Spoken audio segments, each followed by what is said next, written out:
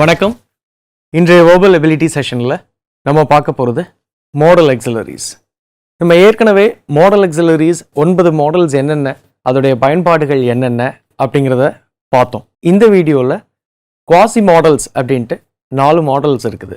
அந்த 4 மாடல்ஸையும் எங்கே பயன்படுத்தணும், எப்படி பயன்படுத்தணும் அப்படிங்கிறத தான் இந்த வீடியோவில் நம்ம பார்க்க போகிறோம். அது போக மற்ற 9 + இந்த 4 எல்லாத்தையும் எப்படி எக்ஸாம்பிள் அட்டென்ட் பண்ணுறது, அதை எப்படி கணிக்கிறது, அதோடைய டிப்ஸ் அண்ட் ட்ரிக்ஸ் ஒரு 4 ரூல்ஸ் இருக்குது, அதை பார்ப்போம். அதுக்கப்புறம் ஒரு 4 கொஷின்ஸ், அதையும் பார்க்கலாம்.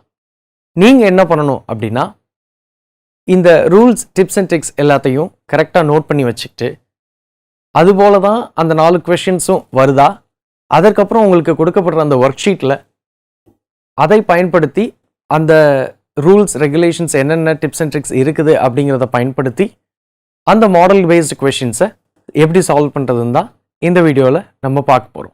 மாடல் ஆக்சிலரிஸ், ஏற்கனவே நான் ஆக்சிலரிஸ்க்கும் ஹெல்பிங் வேர்ப்ஸுக்கும் என்ன வித்தியாசம், அது ரெண்டும் ஒன்றா இல்லை வேறு வேறையாங்கிற கிளாரிஃபிகேஷன் கொடுத்துருக்குறேன். இருந்தாலும் ஆக்சிலரிஸ் ஹெல்பிங் வேர்ப்ஸ் ரெண்டும் ஒன்று தான். இந்த மாடல் ஆக்சிலரிஸ் அப்படிங்கிறது இதை உள்ளடக்கியது தான். அது என்னென்ன, can, could, shall, should, will, would, may, might, must. இந்த 9 மாடல்ஸோட யூசேஜஸ் எல்லாமே ஏற்கனவே சொல்லியிருக்கிறோம். அது பாசிபிலிட்டியா, ப்ராபபிலிட்டியா, பெர்மிஷனுக்கு பயன்படுத்துகிறதா இல்லை ரிக்வெஸ்ட்டுக்கு பயன்படுத்துகிறதா அப்படிங்கிறத நம்ம சொல்லியிருக்கிறோம். இப்போ குவாசி மாடல்ஸ் அப்படிங்கிற இந்த மாடல்ஸ் தான் நம்ம பார்க்க போகிறோம். have to, need to, ought to and used to. have to, expressing strong or forceful obligation. Obligation அப்படிங்கிறது கடமை, அதாவது ஒரு டியூட்டி அப்படிங்கிறதுக்கு தான் அர்த்தம். So expressing a strong or forceful obligation அப்படிங்கிறப்ப ஒரு கட்டாய கடமையாக அது பார்க்கப்படுது. Example, you have to finish your homework by tomorrow morning. நீங்கள் நாளை காலைக்குள் உங்களுடைய ஹோம்ஒர்க்கை முடிச்சிருக்கணும், அதுதான் அதுக்கு அர்த்தம். அப்போது இந்த முடிச்சிருக்கணுங்கிறது ஒரு கட்டாயமான ஒரு சொல்ல இங்கே பார்க்குறோம். அதான் அந்த ஃபோர்ஸ்ஃபுல் ஆப்ளிகேஷன், அது உங்களுடைய கட்டாயமான கடமையாக இருக்குது. இப்போது இந்த மஸ்ட் அப்படிங்கிறதும் ஆப்ளிகேஷன் அப்படிங்கிறதுக்கும் நம்ம ஏற்கனவே பார்த்துருக்குறோம். ஸோ இந்த மஸ்ட்டுக்கும் ஹாவ் டுக்கும் என்ன வித்தியாசம் அப்படின்னா, must internal application imposed by the speaker. அதாவது you must finish your homework அப்படின்னு சொல்கிறப்போ இங்கே ஸ்பீக்கர் யாரு? நான் தான். You must finish your homework, நீங்கள் உங்கள் ஹோம்ஒர்க்கை முடிச்சிருக்கணும். அப்போ இந்த மஸ்ட்டுங்கிறது ஒரு இன்டர்னல் ஆப்ளிகேஷன், நான் கொடுக்கக்கூடிய அந்த ஒரு கட்டாயம். அதாவது நான் சொல்கிறது, அந்த ஸ்பீக்கர் என்ன சொல்கிறாரோ அதை நீங்கள் கேட்டே ஆகணும் அப்படிங்கிறதுக்கு தான் இந்த மஸ்ட் நம்ம பயன்படுத்துகிறோம். வேரஸ் ஹாவ் டு அப்படிங்கிறது external obligation imposed by the regulations. இப்போ நம்ம இதுக்கு முன்னாடி பார்த்த இந்த எக்ஸாம்பிளுக்கு வருவோம். ஹாவ் டு அப்படிங்கிறது ஒரு ஃபோர்ஸ்ஃபுல் அல்லது ஸ்ட்ராங் ஆப்ளிகேஷன் பார்த்தோம். அதாவது இது ஒரு ரெகுலேஷன், அதாவது ஒரு ரூல், இது ஒரு பொது ட்ரெடிஷ்னலாக ஃபாலோ பண்ணிட்டு வர்ற ஒரு சில திங்ஸ். ஒரு டீச்சர் ஒரு ஹோம்ஒர்க் கொடுத்தா அதை நீங்கள் கண்டிப்பாக முடிச்சிருக்கணும் அப்படிங்கிறது தான் இங்கே மீனிங். ஸோ இது ரூல்ஸ், அது நார்மல் ரூல்ஸ். இது நீங்கள் இந்த டீச்சர் உங்களை கட்டாயப்படுத்தணும்னு இல்லை, ஆக்சுவலாக அவங்க கொடுக்குற ஹோம்ஒர்க்கை நீங்கள் முடிச்சுட்டு நெக்ஸ்ட் நாள் வந்திருக்கணும் அப்படிங்கிறது தான் இங்கே சொல்கிறாங்க. need to, something is important or necessary to do. ரொம்ப அவசியமாக நீங்கள் செய்ய வேண்டிய ஒரு விஷயம், அதுதான் அந்த need to. Example, I need to study well for this exam. Need to அப்படிங்கிற வார்த்தை நீடு அப்படிங்கிற ஒரு வேர்போட டு அப்படிங்கிற ப்ரிப்போசிஷனை சேர்த்து குவாசி மாடலாக இங்கே நம்ம கொடுத்துருக்குறாங்க. ஆனால் if need is used as a main verb, ஒரு மெயின் வேர்பாக அதை பயன்படுத்தினால், நம்ம ஏற்கனவே பார்த்துருக்குறோம் ஆக்சிலரி வேர்ப்ஸ், அதாவது ஹெல்பிங் வேர்ப்ஸ் மெயின் வேர்ப்ஸாகவும் வரலாம், ஹெல்பிங் வேர்ப்ஸாகவும் வரலாம் அப்படிங்கிறது. ஸோ இங்கே இது மெயின் வேர்பாக வந்தால் அதோடைய சென்டென்ஸ் ஸ்ட்ரக்சர் எப்படி இருக்கும் அப்படிங்கிறதுக்கு தான் இந்த 3 examples. You needn't do the washing up. இங்கே நீடன்ட் டூன்னு தான் சொல்லியிருக்கிறாங்க. ஸோ நீடன்ட்டுக்கு அப்புறம் டூ வந்திருக்குது, டூ வரல, டூ நம்ம பயன்படுத்தலை. ஸோ மெயின் வேர்பாக பயன்படுத்துகிறப்ப நீட் மட்டும்தான் வரும், டூ வராது. NEET I pay the whole amount now? அவசியமாக நான் பே பண்ணி ஆகணுமா? They need not right to night. அவங்க இன்னைக்கு நைட் எழுத வேண்டிய அவசியம் இல்லை. ஸோ இதுதான் இந்த நீடுடைய பயன்பாடுகள். ought to, ought to அப்படிங்கிறது ஒரு moral obligations. இது உங்களுடைய கடமை. கடமை அப்படிங்கிறப்பே இது வந்து நீங்கள் செய்ய வேண்டிய வேலைகளில் ஒன்று. இது உங்களுடைய கடமை, இது நீங்கள் தான் செய்யணும்னு யாரும் அதை வற்புறுத்தலை. இந்த have to, must அப்படிங்கிற மாதிரி இந்த ought to கிடையாது. ought toங்கிறது ஒரு moral obligation. என்ன எக்ஸாம்பிள் சொல்கிறாங்க அப்படின்னா, you ought to take care of your parents when they become old.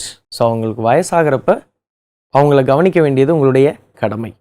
இது எல்லாரும் ஃபாலோ பண்ணுறது தான். நம்மளுடைய அப்பா அம்மா வயசாகிறப்ப நம்ம தான் அவங்கள பார்க்கணும். இந்த நம்ம தான் பார்க்கணும் அப்படிங்கிறது தான் அந்த ஒரு மாரல் ஆப்ளிகேஷன். ஆனால் நீங்கள் தான் பார்க்கணும், வேறு ஆளே இல்லை அப்படிங்கிறது கிடையாது. இங்கே வந்து அவங்க வந்து உங்களை வற்புறுத்தலை. இது ஒரு கடமை, இது ஒரு மகனா இது உங்களுடைய கடமை. அதை தான் இங்கே சொல்கிறாங்க மாரல் ஆப்ளிகேஷன் அப்படின்ட்டு. You ought to follow the traffic rules.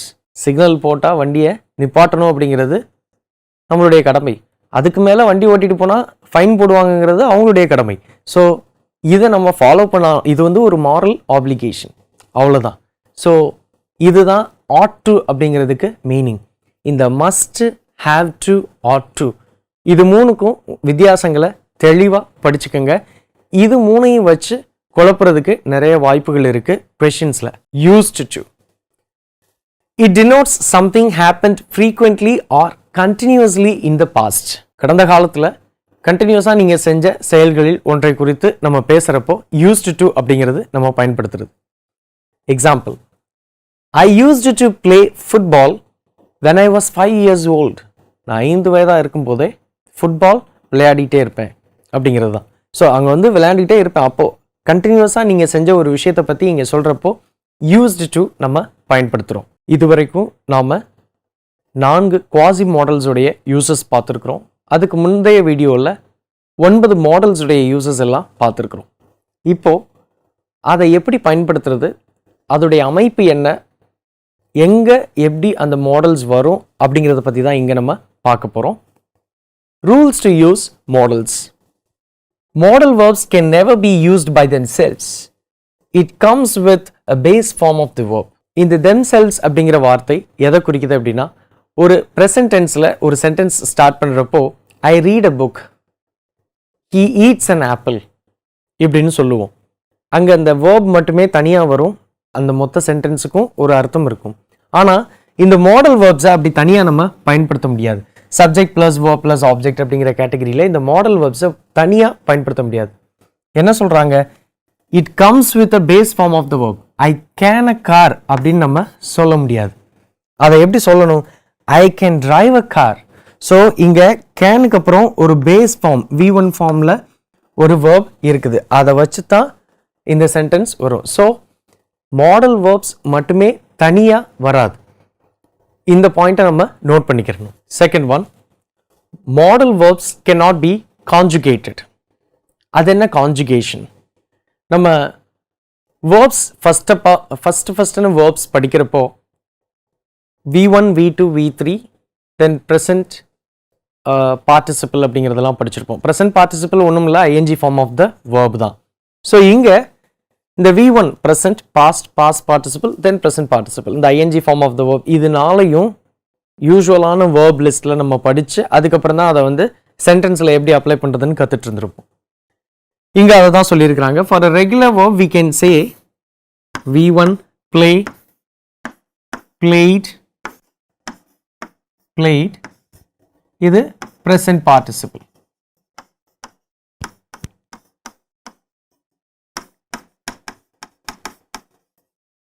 In the negative forms, modal verbs are used as they are, without the use of do. அதோடைய ஸ்ட்ரக்சர் என்னன்னு பார்க்கலாம்.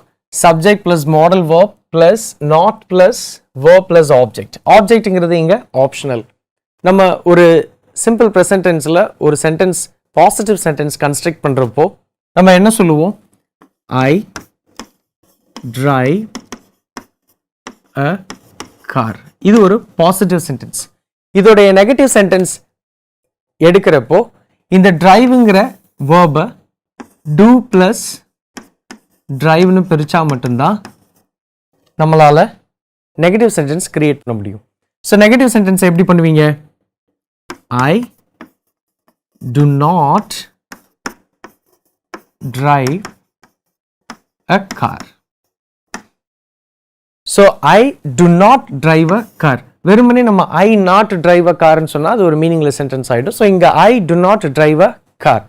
அதுவே ஒரு இன்டராகேட்டிவ் சென்டென்ஸ் கொஸ்டின் சென்டென்ஸாக கிரியேட் பண்ணுறப்ப do I drive a car இப்படின்னு சொல்லி நம்ம இந்த 3 விதமாக பார்த்துருப்போம். ஆனால் இந்த மாடல் வேர்ப்ஸ் யூஸ் பண்ணுறப்போ இந்த டூங்கிற வார்த்தையை நம்ம பயன்படுத்த மாட்டோம். அதை எப்படி பயன்படுத்துகிறாங்க அப்படின்னா யூ மஸ்ட் நாட் ஈட், அவ்வளோதான். அந்த பக்கம் ஒரு ஆப்ஜெக்ட் ஏதாவது ஒரு you must not eat fast food அப்படின்ட்டு ஏதோ ஒரு ஆப்ஜெக்ட் நம்ம போட்டுக்கிடலாம். I can not speak Italian, so can not அல்லது ஐ காண்ட் அப்படின்னு கூட சொல்லுவாங்க கான்ட்ராக்ஷன். இங்க I can not speak Italian, நான் எனக்கு இட்டாலியன் பேச தெரியாது. அப்போ இந்த ஐ கேன் நாட் இப்படின்னு தான் நம்ம சொல்ல முடிய I don't can speak Italian அப்படின்ட்டு நம்ம சொல்ல மாட்டோம். இங்க இந்த யூசேஜ் கிடையாது. ஸோ இப்படி நம்ம பயன்படுத்துறது இல்லை. இதுதான் நம்ம கற்றுக்கிற வேண்டியது. Modal verbs take no s for the third person singular. She eats well, usual rule for adding s. இந்த ஷீ ஈட்ஸ் வெல் அப்படிங்கிறது ஷீ அப்படிங்கிற இந்த தேர்ட் பர்சன் சிங்குலர் ப்ரொனவுன் இருக்கிறதுனால நம்ம எஸ் சேர்த்துருக்குறோம் வேர்போட. ஆனால் இந்த ரூல் மாடல் வேர்ப்ஸுக்கு அப்ளிகபிள் இல்லை. அதை தான் இங்கே சொல்கிறாங்க. She might leave, it might happen அப்படின்னு தான் சொல்லுவாங்களுடைய ஷீ மைட்ஸ் லீவ் இந்த எஸ் இங்கே சேர்க்க மாட்டாங்க. இட் கேன்ஸ் ஹேப்பன் அப்படின்ட்டு சொல்ல மாட்டாங்க. இதையும் நம்ம தெரிஞ்சுக்கிறணும். நம்ம பேச்சு வழக்கில் பேசுகிறப்போ தேர்ட் பர்சன் சிங்குலர்னா வேர்போட எஸ் சேர்த்தானே சொல்லணும் அப்படிங்கிறத மனசில் வச்சுட்டு இந்த மாடல் வேர்போட எஸ்ஸை சேர்த்து போற்றாதீங்க. இந்த மாதிரியும் சென்டென்ஸ் கன்ஸ்ட்ரக்ட் பண்ண முடியாது. இது மாடல் வேர்ப்ஸ்க்குரிய தனித்தன்மை. Contractions, the use of negatives. Contractions அப்படின்னா என்ன அப்படின்னா 2 வார்த்தையை சேர்த்து சொல்கிறது தான். அதாவது மைட், மைட் நாட் அப்படிங்கிறத மைட்டன்ட் அப்படின்னு சொல்லுவாங்க. ஸோ மைட் நாட் அப்படிங்கிறது மைட்டன்ட் இப்படி தான் சொல்லுவாங்க. அதே மாதிரி தான் எல்லாமே சொல்லியிருக்கிறாங்க. மஸ்ட், மஸ்ட் நாட்ங்கிறது மஸ்டன்ட் அப்படின்ட்டு வந்திருக்குது. மே, மே நாட் அப்படிங்கிறதுக்கு மெயின்ட் அப்படிங்கிறது ஒரு கான்ட்ராக்ஷன் கிடையாது. கேன், கேன் நாட் அப்படிங்கிறது can't. Could, could not, couldn't. Will, will not, won't, willன்ட்னு வராது, won't. would, would not, wouldn't. shall, shall not, shan't. should, should not, shouldn't. So இது எல்லாமே அந்த கான்ட்ராக்ஷன்ஸ். இதை தான் நம்ம மைண்டில் வச்சுக்கிறணும். ஸோ இந்த கான்ட்ராக்ஷன்ஸ் எதுக்கு அப்படின்னா சம்டைம்ஸ் இந்த couldn't, shouldn't, can't இப்படிங்கிற வார்த்தைகள் பயன்படுத்தி சென்டென்ஸில் வரலாம். ஸோ இது என்ன காண்ட்டுக்கு சிஏஎன் அப்படின்ட்டு அதை வந்து தப்புன்னு சொல்லிடக்கூடாது. இந்த குட் நாட், ஷுட் நாட் இந்த நெகட்டிவ் சென்டென்சஸில் இதை சேர்த்து சொல்லியிருக்கிறாங்க. அதுதான் இங்கே நம்ம பார்க்குறோம். இதில் இன்னும் 2 விஷயம் இருக்குது. இது நம்ம இதுக்கு முன்னாடி நம்மளுடைய பாடப்புத்தகங்களில் ப்ரோஸ் டெக்ஸ்ட்லேயோ அல்லது போயத்துலேயோ நம்ம இந்த மாதிரியான ஷார்ட் கான்ட்ராக்ஷன் ஃபார்ம்ஸ் நம்ம பார்த்துருப்போம். ஐ ஹாவ் அப்படிங்கிறத ஐ அப்படின்னு சொல்லுவாங்க. ஐ வில் அப்படிங்கிறத ஐல் அப்படின்னு சொல்லுவாங்க. இந்த ஐ ஹேட் ஆர் ஐ வுட் அப்படிங்கிறத ரெண்டையுமே ஐட், ஐட் அப்படின்னு தான் சொல்லுவாங்க. ஸோ இந்த ஐ ஹேட் ஆர் ஐ வுட் இங்கே 2 இருக்கு. ஒன்று வுட், இன்னொன்று ஹேட். இது ரெண்டையும் எப்படி கண்டுபிடிக்கிறது அப்படிங்கிறது தான் இங்கே கொடுத்துருக்குது. In past perfect tense had functions as an auxiliary verb. So past perfect tense பயன்படுத்துகிறப்போ அது ஒரு ஹெல்பிங் வேர்பாக தான் அங்கே வரும். அப்போது ஹேடுக்கு அடுத்தாப்புல ஒரு third form of the verb past participle form அங்கே பயன்படுத்தியிருப்பாங்க. ஐட், ஐ கான்ட்ராக்ஷனில் டி மட்டும் இப்படி போட்டிருந்தாங்கன்னா அதற்கப்புறம் வர்ற வேர்ப் வந்து V3 ஃபார்மில் இருந்துச்சுன்னா அது ஒரு ஹேட் அப்படிங்கிறது தான் நம்மளுடைய அண்டர்ஸ்டாண்டிங்காக இருக்கணும். ஒருவேளை அது V3 ஃபார்ம் இல்லாமல் அட் கோ அப்படின்னு சொல்லியிருந்தாங்கன்னா அங்கே V1 ஃபார்ம் தான் இருக்குது. ஸோ அங்கே ஐ ஹேட் கோன்னு வராது, ஐ வுட் கோ அப்படிங்கிறது தான் அங்கே அர்த்தம். ஸோ இந்த ஹேட் அண்ட் வுட் அப்படிங்கிறதுக்கு டிஃப்ரென்சியேஷன் நீங்கள் தெரிஞ்சுக்கிறணும். ஓகே, ஸோ இதுவரையும் அதோடைய யூசஸ் இந்த மாடல் வேர்ப்ஸை இப்படி தான் நம்ம பயன்படுத்தணும் அப்படிங்கிற விஷயத்த நம்ம இதுவரையும் பார்த்தோம். இப்போது ஒரு 5 கொஸ்டின் MCQ டைப் கொஸ்டின்ஸ் நம்ம எக்ஸாம்ஸில் எப்படி கேட்குறாங்க, அதை எப்படி அணுகிறது அப்படிங்கிறது தான் இப்போ நம்ம பார்க்க போகிறோம். You dash finish your homework before going out. இங்கே இந்த ஸ்பீக்கர் பிஃபோர் கோயிங் அவுட், வெளியில் போகிறதுக்கு முன்னாடி ஹோம்ஒர்க்கை முடிச்சுட்டு போயிடு அப்படின்னு சொல்கிறாங்க. அது ஒரு கட்டாயமாக நம்ம எடுத்துக்கலாம். அப்படி பார்க்குறப்போ யூ குட், நீ முடிச்சுட்டு போகலாம் அப்படின்னு சஜஷன் மாதிரி நீ எங்கே சொல்லலை. ஸோ யூ குட் வர்றதுக்கு வாய்ப்பு இல்லை. You may finish your homework அப்படின்னு சொல்கிறப்போ அவங்க பிஃபோர் கோயிங் அவுட்டுங்கிற வார்த்தையை சொல்ல வேண்டிய அவசியம் கிடையாது. You may finish your homework போகிறதுக்கு முன்னாடியோ போயிட்டு வந்ததுக்கு அப்புறமோ அப்படின்னு கூட அவங்க சொல்லியிருக்கலாம். பட் அங்கே சர்டனிட்டி அப்படிங்கிறதுக்கு வாய்ப்பு இல்லை. ஸோ மேங்கிறதும் இங்கே கிடையாது. You must finish your homework before going out. So நீ வெளியே போகிறதுக்கு முன்னாடி உன்னுடைய ஹோம்ஒர்க்கை முடிச்சுட்டு போயிருந்துருக்கணும் அப்படிங்கிறது இங்கே ஒரு ஆப்ளிகேஷன், ஒரு கட்டாயப்படுத்துகிற ஒரு விஷயமா நம்ம இங்கே பார்க்குறோம். ஸோ மஸ்ட் அப்படிங்கிறது தான் இங்கே ஆன்சர். யூ கேன், முடிச்சுட்டு போகலாம். யூ கேன், உன்னால் முடியும், முடிச்சுட்டு போ அப்படிங்கிறது இங்கே அவங்க சொல்லலை. இந்த பிஃபோர் கோயிங் அவுட்டுங்கிற ஒரு வார்த்தை இருக்கிறதுனால இது ஒரு கட்டாயமாக நம்ம பார்க்கப்படுறோம். ஒரு வெளியில் கிளம்புறதுக்கு முன்னாடி இந்த விஷயத்த நீ முடிச்சுட்டு போயிடு அப்படிங்கிறது தான் இங்கே சொல்கிறாங்க. ஸோ கேனுங்கிறதும் வர்றதுக்கு வாய்ப்பு இல்லை. இப்போது இந்த மாதிரி ஒவ்வொருதையும் இங்கே ஃபிக்ஸ் பண்ணி எலிமினேட் பண்ணி ஆன்சர்ஸை கண்டுபிடிக்கிறது தான் ஈஸி. இன்னொரு விஷயம், இந்த மாடல் எம்சிக்யூஸ் பொறுத்தளவில் கன்ஃபியூசிவாக ரெண்டு மாடல்ஸ் வந்து ஒரு கொஷனுக்கு ஆன்சராக வர்ற மாதிரி சில நேரங்களில் இருக்கும். அப்போது மற்ற ஃப்ரேசஸை பார்க்கணும்.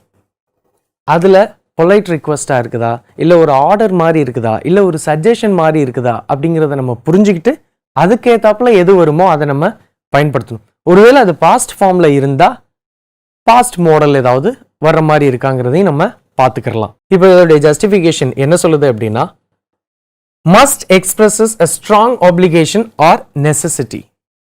நம்ம முதல்ல பார்த்தது தான், ஒரு கட்டாய கடமை. இது வந்து கண்டிப்பாக ஹோம்ஒர்க் முடிச்சிருக்கணும் அப்படிங்கிறது.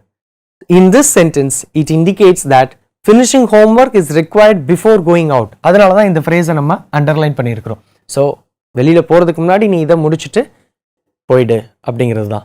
She dash swim very fast. இந்த ஸ்விம் வெரி ஃபாஸ்ட் அப்படிங்கிறப்போ அவங்க அந்த சொல்ல வர்ற விஷயம், அதாவது she dash swim very fast அப்படிங்கிற அந்த விஷயம் அவங்களுக்கு ஏற்கனவே தெரிஞ்சுக்குது. அவங்க வந்து நீந்தக்கூடியவர்கள், வேகமாக நீந்தக்கூடியவர்கள் அப்படிங்கிறது. She should swim very fast அப்படின்னு சொல்லுவாங்களா? இங்கே ஷுட்டுங்கிறது ஒரு அட்வைஸாவோ அல்லது ஒரு இங்கே அந்த மாதிரி கொடுக்க வாய்ப்பு இல்லை. ஸோ ஒரு அட்வைஸாக கொடுக்கறதுக்கு வாய்ப்பு இல்லை. அவங்க ஷுட்டுங்கிற வார்த்தையை இங்கே பயன்படுத்தியிருக்க வாய்ப்பு இல்லை.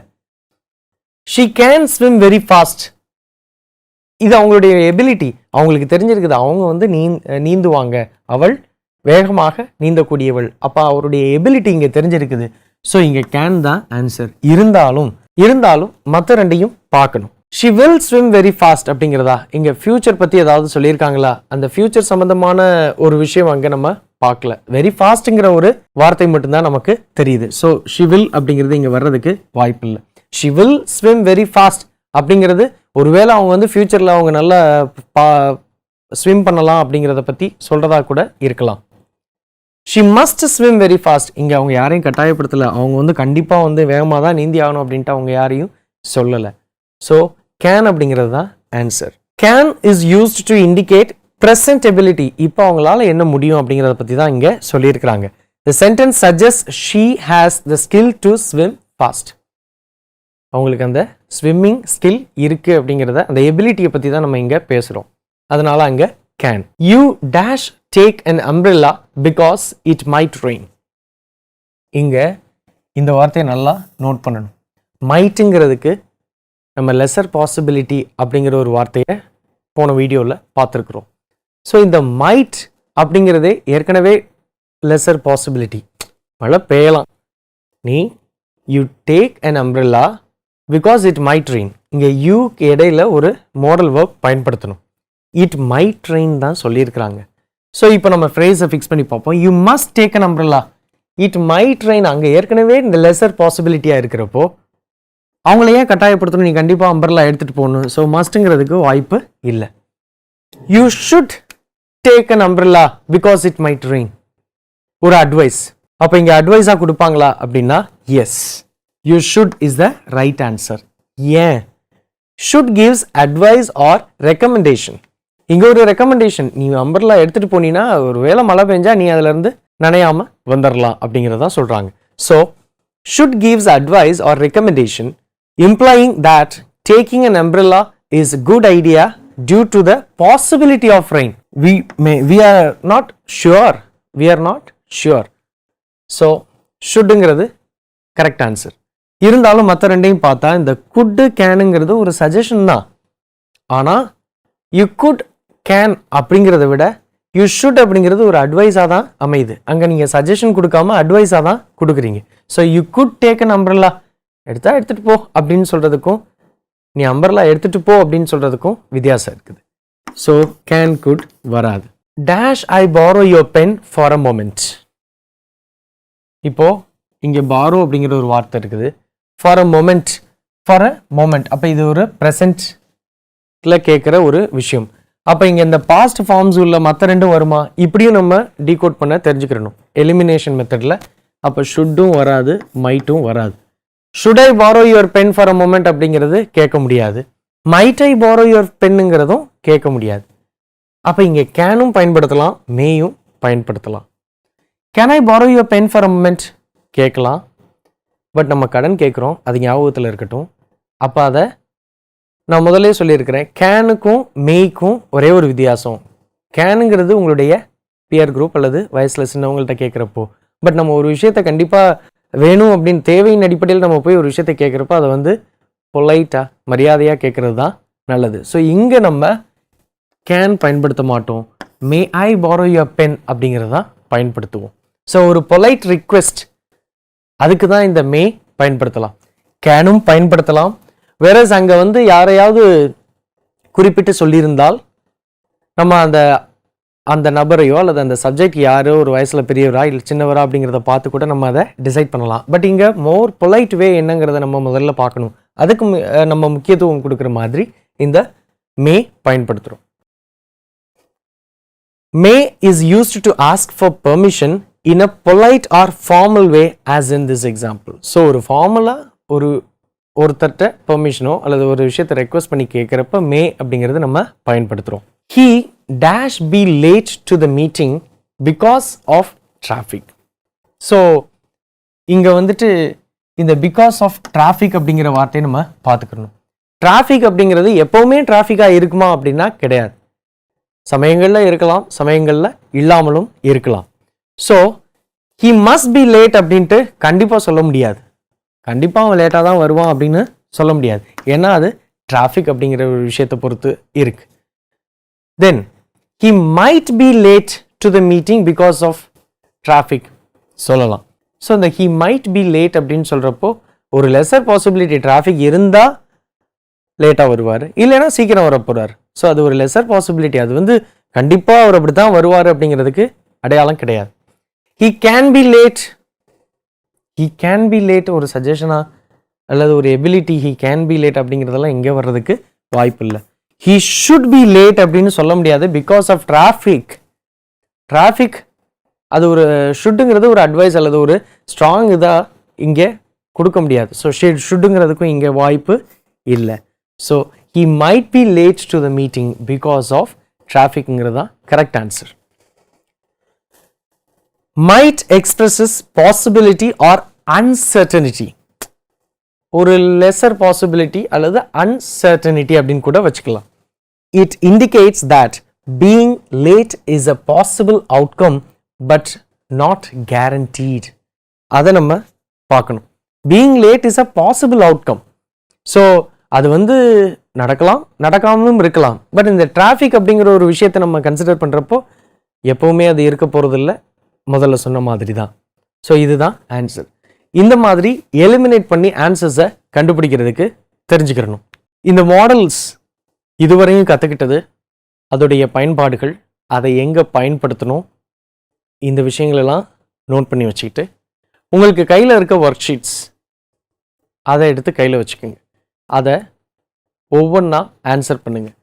ஒவ்வொன்றையும் ஆன்சர் பண்ணுறப்போ ஏன் இது வரும், ஏன் இது வராதுங்கிறதுக்கு நீங்கள் பதில் சொல்ல தெரிஞ்சிருக்கணும். அப்போ தான் அதை ஈஸியாக அணுக முடியும். இந்த வீடியோவில் ஃபஸ்ட்டு பார்த்த 4 குவாசி மாடல்ஸ், அதற்கு முன்னாடி உள்ள வீடியோவில் பார்த்த 9 மாடல் எக்ஸலரிஸ், இது எல்லாத்தையும் அடிக்கடி எடுத்து ப்ராக்டிஸ் பண்ணிக்கிட்டே இருங்க. அதோடைய யூசேஜஸ் நீங்கள் உங்களுடைய ஓன் சென்டென்ஸில் பயன்படுத்தினா மட்டும்தான் அது உங்களுக்கு புரியும், எதை எங்கே பயன்படுத்தணும் அப்படிங்கிறது.